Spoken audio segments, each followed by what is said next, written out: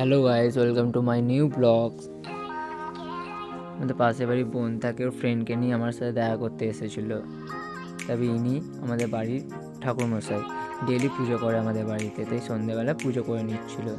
তারপর দেখি আমার দিদি যাবে এসছে আমার সাথে দেখা করতে, আমি কেমন আছি, আমি ভিডিও করছি দেখে দিদি হাই করে নিল।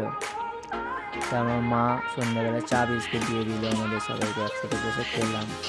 তারপর কিছুক্ষণ পর গল্প করলাম, আমার মা দেখি মোমো নিয়ে চলে এসেছিলো। তাই আমরা সবাই একসাথে খেয়ে দিয়ে দিদি বলছে, ভাই তোকে একটু ভিডিওতে নিই, আমাকে ভিডিওতে নিয়ে নিল। তারপর অনেক দিন পর আমার বন্ধু এসছে দেবদূত, ও চিকেন পকোড়া নিয়ে চলে এসেছিলো। তো মা বলছে দাঁড়া একটু সস দিয়ে দিই, তারপর চিকেন পকোড়া খাবি। সস দিয়ে দিল, আমরা সবাই একসাথে চিকেন পকোড়া খেয়ে নিলাম। তো দিদি আমাকে টাটা জানিয়ে বাড়ি চলে গেল। তার মা রাত্রে বলো মা কি রান্না দিয়ে করেছো? বাটা মাছের ঝাল আর সব রকম আনাজ দিয়ে একটা চচ্চড়ি। হ্যালো বন্ধুরা, আমার ভিডিওটা ভালো লাগে লাইক করুন, শেয়ার করুন, গুড নিউজ।